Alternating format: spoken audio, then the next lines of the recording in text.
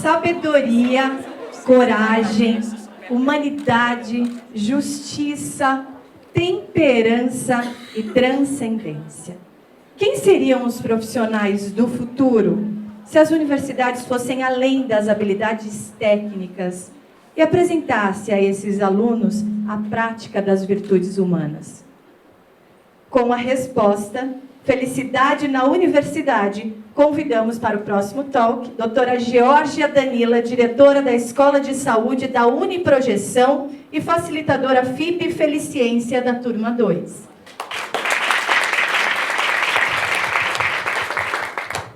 Nossa, que responsabilidade, né? Tudo bem, gente? Boa tarde. Mas eu acho que eu vou ter que mudar a felicidade na universidade, porque hoje à tarde eu descobri a felicidade. E é um bolo com uma cobertura de chocolate. Aqui do lado de fora, certamente. Cadê o pointer, por favor? Bom, então a gente vai falar um pouquinho sobre essa felicidade na universidade. E eu vou trazer um pouquinho algumas questões que a gente trabalhou dentro da universidade. E eu ando um pouquinho. Se te incomodar, você me fala. Está gravando, né? Obrigada. E quando a gente fala em universidade, a gente fala muito do um grande paradigma e que as pessoas têm um desejo muito profundo, grande maioria, em estar dentro da universidade. E cria-se um grande mundo, falando assim, a universidade são as pessoas do saber, né? São as pessoas que vão fazer a inovação, são as pessoas que vai fazer a coisa rodar diferente. Isso gera uma tremenda angústia no aluno que tá chegando dentro da universidade. E quando ele entra dentro da universidade, ele acha que vai ser talvez festas o tempo inteiro, né? Se ele vai estar lá no centro acadêmico, que ele vai estar envolvido em grandes congressos, ele sempre vai ter grandes decisões ou grandes resoluções. E não necessariamente é assim o tempo todo. Quando a gente chega dentro da universidade e a gente entra, a gente percebe que tem um sofrimento interno dentro da universidade. Tanto com os alunos, porque eles têm uma grande ansiedade pela questão do conhecimento e pelo aquele futuro que ele está traçando na vida dele. E existe, sim, um sofrimento muito perene dentro dos docentes. Tem uma ex-professora universitária, ainda, né, professora universitária, a gente sabe, que certamente deve ter outros professores aqui, e a gente sabe o tanto que a gente é cobrado dentro da universidade perante publicações, inovações, e dentro da inovação de ensinar ao aluno. Então, a universidade, ela tem toda a magia de transformar um indivíduo para uma profissão, mas ela tem toda essa parte de sofrimento interno, onde a gente percebe que tantos estudantes e tantos professores, eles sofrem dentro desse universo. E quando a gente fala em universidade, a gente está falando de uma grande jornada educacional. Ela não começa, parece que as pessoas entendem que a vida educacional ela começa a ficar séria dentro da universidade. Não. Ela vem ficando séria desde o processo educacional infantil. Então, da forma que a gente educa as nossas crianças, é essa criança que vai chegar em nível superior, que vai para o mestrado, que vai para um doutorado, que vai para um pós-doc, enfim, por aí. Então, as angústias já vêm trazidas o quê? Lá de trás. E se a gente pegar hoje, cada vez mais as nossas crianças estão indo o quê? Mais cedo para esse processo educacional. Né? Eu tenho só 3 filhos, lá em casa não tinha televisão, né? E aí eu percebo, pelo meu excesso de trabalho, por vezes eu quero o quê? Que a criança vá começar mais cedo. E aí a gente não busca simplesmente o maternal, a gente quer um maternal que já ensine o ABCD. 1, 2, 3, 4. Então, o processo educacional, por vezes, tangível, tanto aqui no Brasil e fora, ele é muito voltado para resultado. Recente, eu fui a um colégio nos Estados Unidos, e é onde eles fazem o quê? A criança chega e ele pergunta, o que você quer estudar hoje? Oi? Né? Aquela criança, eu quero batucar. Ou tá, eu quero estudar matemática. De alguma forma, eles observaram que os pais que implementaram nesse sistema, as crianças tiveram o quê? Melhores resultados. Ah, será que isso é o conceito? Nós não sabemos. Mas, de fato, é que cada um tem um critério de individualidade e que ele deve ser perene em todo o processo educacional. E, por vezes, não, porque nós estamos voltados muito para resultado. E lembrando em consideração as crianças, vamos começar delas para a gente falar da universidade muito rapidamente. Existe um treinamento educacional e tem aquela criança que tem a satisfação e tem aquela criança que não tem a satisfação, gente, não tem jeito. Eu conheço gente que fala assim, nossa, eu ia arrastada para o colégio. Não é? Alguém ia arrastado aqui para o colégio? Olha só, vai pessoal aqui, ó, empenhado, né? Mas o pessoal que é empenhado aí tinha uma satisfação, às vezes por brincar, por fazer amigos, deixar os pais felizes, tinha uma referência positiva associada a isso e se sentir feliz. E a outra criança possivelmente era o quê? O contrário. Só que o fato é que as duas pessoas que estão buscando a felicidade em algum contexto educacional, ela vai chegar onde? Dentro da universidade. Tá? E aí, essa pessoa que chega na universidade, por vezes, ela está buscando o quê? Resultado. É o vestibular, que é a primeira coisa que ela tem como impasse. Independente se ela passa no vestibular privado ou público, o que ela quer são bons resultados para ter o quê? Uma boa profissão. E aí, esse indivíduo passa e tem alguns conceitos que permeiam nessa mente desse estudante. Primeiramente, ele tem a euforia de ter passado no vestibular ou dele estar dentro de um centro universitário, dentro de uma faculdade. Ao mesmo tempo, chega o que nós chamamos de ansiedade. Ele não sabe o que espera dentro desse centro universitário. E, de repente, ele começa a perceber que aquele professor, que era do ensino médio, que chegava e explicava, não tem mais, exatamente. E aí, além dessa ansiedade, eu trago um dado muito novo, eu estava conversando com uma amiga ali atrás, e a gente tem um seguinte critério hoje, que é um problema seríssimo dentro das universidades.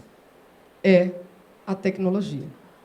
Ela é excelente, como usada como auxílio, só que hoje em dia é praticamente uma bengala, né? Dificilmente você vai dar aula e as pessoas estão o quê? Em plenitude. Elas não estão com atenção plena com a gente. E aí estávamos debatendo ali atrás, falando assim, nossa, minha filha reclama que os amigos conversam e tem um que tranca a faculdade, o outro que tem desinteresse. O que leva esse desinteresse? Será que é o professor que é tão ruim? Ou talvez estejam todos muito conectados? Então, a gente leva vários pensamentos quando a gente vê esse indivíduo entrar na faculdade hoje. Esse universitário ele é diferente, completamente diferente de 10 anos atrás. Tá? Então, ele fica ansioso com esse novo e o que futuro, o que espera.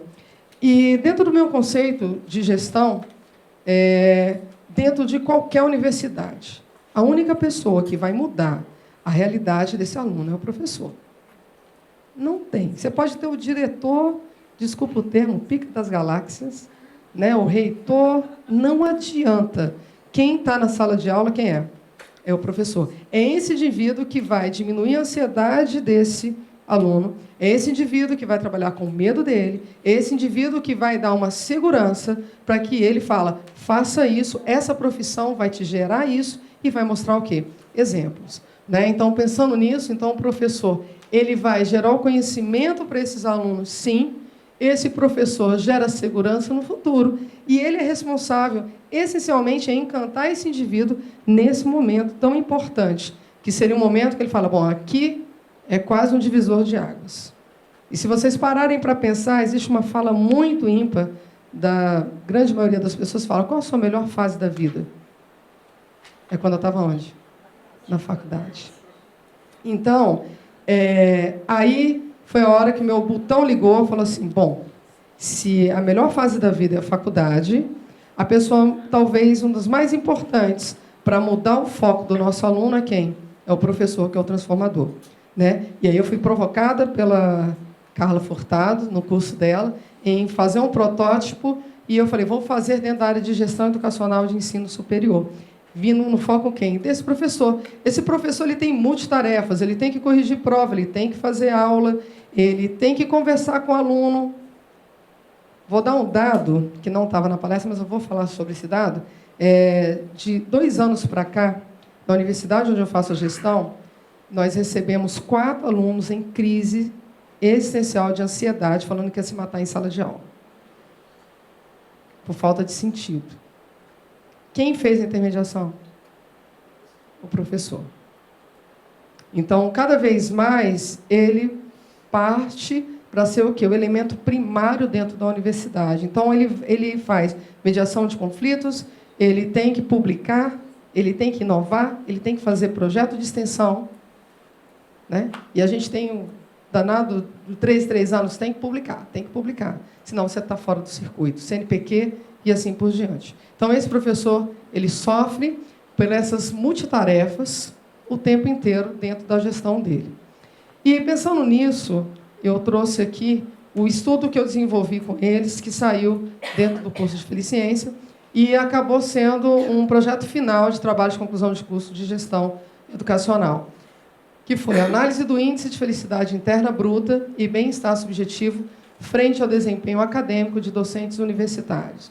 Então, eu peguei professores da área de saúde, que é a minha área, tá? Nós pegamos, todos esses são os professores que participaram da pesquisa, e 70% eram doutores, 30% eram mestres. O que acontece? Dentro dessa universidade, a gente tem uma avaliação desse professor. Quem faz? Faz a gestão e faz os alunos. E aí gera uma nota de 0 a 5. Nesse caso, eu só peguei a nota dos alunos. Tá? Então, eles fazem a avaliação em junho e a avaliação de novembro para dezembro. Aí, o que eu fiz? Eu peguei essa nota deles em junho e olhei quanto que o meu aluno deu para esse professor. E aí, eles foram de férias, e quando eles retornaram, a gente tem a semana pedagógica, né? E aí tem um dia específico com a coordenação, que é comigo. E aí foi que eu fiz uma intervenção em um treinamento, pensando no bem-estar, qualidade de vida, tá? E análise subjetiva e o FIB, para ver se a gente fazia um semestre diferenciado e como isso iria repercutir na nota. Porque se é o aluno que vai perceber o professor, ele vai dar uma nota de 0 a 5 dentro de um questionário de 20 itens. Eu pensei, se a nota do meu professor, digamos, é 2, e passar para 3, significa que o desempenho dele em sala de aula melhorou. Como que eu vou fazer isso? Então, eu vou tentar dar uma percepção para esse professor sobre ele mesmo. Uma percepção, uma autoavaliação, para ele perceber a questão de motivação dele em sala de aula e dentro da universidade. E aí, com isso, dentro do método, a gente fez alguns testes, um questionário de análise subjetiva de bem-estar, fizemos o questionário do FIB, que eu peguei da Carla Furtado, e a gente fez o teste também de virtudes, né? A gente pediu para eles fazerem o teste e ver a classificação das virtudes deles. Esse foi o primeiro ponto da reunião. Aí eles ficaram meio sem entender. Eu falei, não, mas não é para vocês entenderem, é só para vocês fazerem agora, né? Anota aí as 5 virtudes, as 5 primeiras, e vamos para a sequência. Dentro da área de saúde, a gente sabe que há mais de 4, 5 anos, pela revista Forbes, é indicado, sim, que os profissionais mais felizes, que está entre os 10 mais felizes, a maioria da área de saúde, sendo que o primeiro, geralmente, é o clero. Frente a isso, a gente observa que a felicidade talvez esteja tanto o profissional de saúde e professores. Tá? Professor, se eu não me engano, sempre é o 3º, ou 4º, ou 5º, está ali. Né? Esse ano é o 3º? Ah, tá, desculpa. E aí, o que acontece? Eu dei esse dado para eles, eles ficaram assim, assustados. Né? E o que chama a atenção da gente ter profissionais da área de saúde, professores envolvidos, bombeiros, entre os 10 primeiros, significa, de alguma maneira, a felicidade está ligada ao quê? A uma questão humanitária, compaixão, né? Ao contato humano. E aí eles ficaram me olhando, meio esquisitos assim, ficaram pensativos, sabe? Eu achei legal. Aí eu falei, então é o seguinte, frente a isso, vocês vão fazer um walk the talk da seguinte forma. O que é isso, George? Eu falei, vocês vão ficar 1 hora longe de mim. Escolhe um par, aquele que você não conversa muito. Nós tínhamos aí, no total, quase 25 professores nesse dia, tá? Mas que participaram de todo o processo, não foram os 25.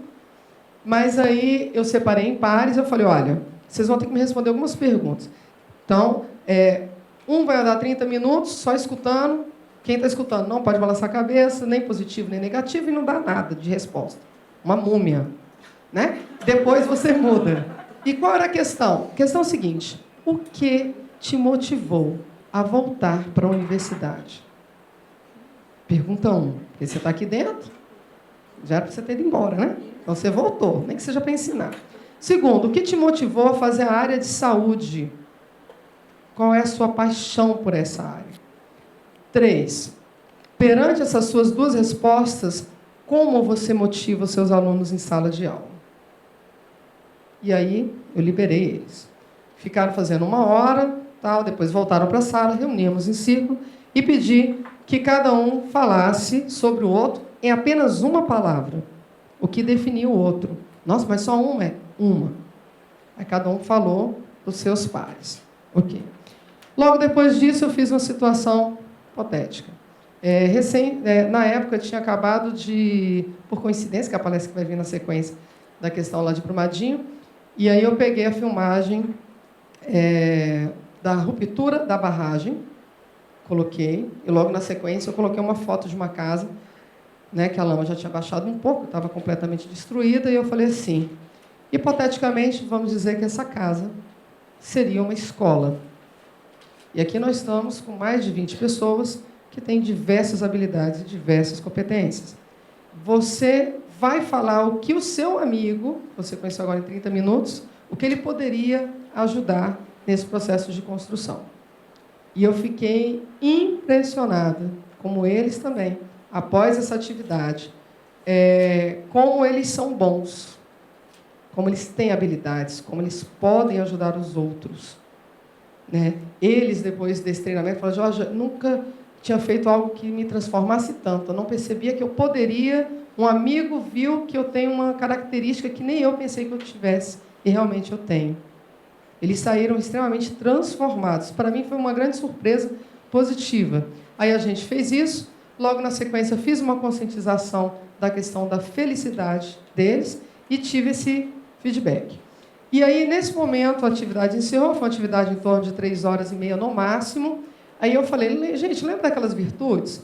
Nossa, lembro, Jorge. A minha de amor está a última, estou péssima. Eu tenho que melhorar isso. Falei, não, eu não quero que você melhore o que você está ruim.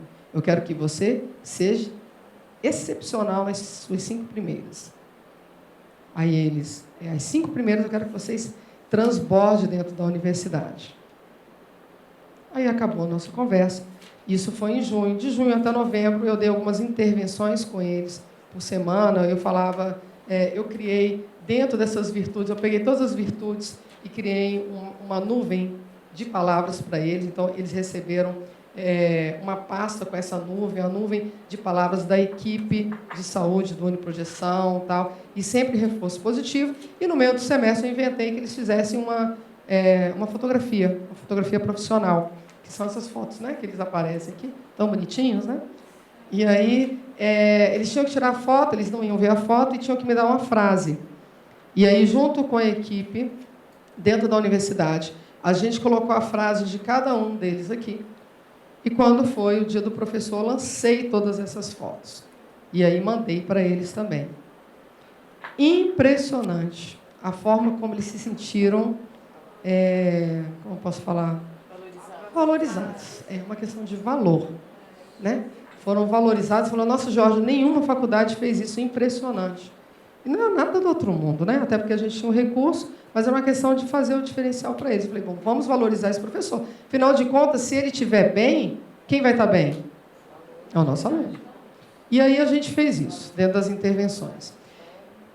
Ok, daqui a pouco eu conto o que deu. Dentro do questionário que eles responderam, dentro do bem-estar subjetivo, o que não foi legal. O bem-estar subjetivo foi bom, não foi tão ruim, não. Só que teve dados que têm o domínio mais baixo, que seria o domínio sobre o ambiente e o crescimento pessoal. E o mais assustador, o professor, quanto maior a titulação, mais baixo a percepção dele de crescimento pessoal. Né? Quanto maior a graduação, fala, nossa, eu não sei nada, tenho que estudar mais, tenho que não sei o quê, tenho que não sei o quê. Impressionante. Outra coisa, o domínio sobre o ambiente. Lembra que eu falei dos nossos alunos que estão meio perdidos? Eles estão extremamente conectados e desconectados com a realidade. Então, uma das coisas que os professores mais reclamam hoje é que eles não têm muito domínio do ambiente por conta do telefone. Eles reclamam. As pessoas não prestam atenção no que eu falo. Aí, claro que a gente fala, ó, vamos usar um aplicativo, mas as pessoas parece que desaprenderam, principalmente os adolescentes, a desacelerar, né? Isso é uma questão, e quem vai ter que ensinar isso talvez o professor, que é o que está na base lá. Então, isso foi o bem-estar subjetivo. E a felicidade interna bruta, como é que ela reagiu nesse docente? Então, nós temos todos os domínios, o domínio em vermelho são o que teve a pior, vamos dizer assim, o pior número. Então, a saúde, uso do tempo e meio ambiente. Mais uma vez, o meio ambiente ele vem assertivo do que a gente falou de bem-estar subjetivo, falando do ambiente. Então, esse professor, por vezes, ele está tendo um problema de saúde associado ao estresse do uso do tempo dele, por excesso de atividade que ele executa, além do estresse do meio ambiente, que vai a contraponto do que o aluno apresenta em sala de aula. Então, esse foi o perfil analisado desse docente. E aí eu fui fazer análise das notas desse docente pelos alunos. E aí o que a gente obteve? Aqui nós temos o treinamento e aqui nós temos o pré-treinamento. O pré-treinamento, a nota de 0 a 5 de todos, deram aproximadamente uma média de 3,85. Após uma intervenção de 3 horas e meia e algumas intervenções durante o semestre, junto com a fotografia, dá mais ou menos umas 12 intervenções via WhatsApp. Via mensagem, façam isso aqui, né? Sempre tendo um cafezinho, às vezes, diferenciado dentro da sala dos professores, ou quando ele tinha uma pauta de presença, a gente colocava uma mensagem positiva para ele, que seu dia seja ótimo, você é ótimo. Ou a gente lembrava da virtude de cada um. Como eu tinha essa virtude, eu falava assim, imprime para a secretária, imprime o questionário e coloca a virtude dele na frente, para ele lembrar de quem ele é. Tá? Então, isso gerou com que nós tivéssemos uma nota pós-treinamento dos alunos para esses professores de 4,78. Muito legal. Pode ser coincidência? Pode ser. Eu não acredito muito em coincidência, não. Eu acredito em trabalho duro, né? Claro que foi uma sementinha, isso é um protótipo, eu tinha falado com a Carla. A ideia é fazer ele um pouquinho maior, tá? Mas nós tivemos resultados excelentes, tem mais gráficos, tem várias coisas que vai sair em uma publicação agora para o ano de 2020, já está no forno. Tá? Então, o que eu falo é, quando o professor ele é motivado e ele acredita fielmente no propósito dele, independente se a faculdade te acompanha no seu propósito ou não, quem leva ele é você.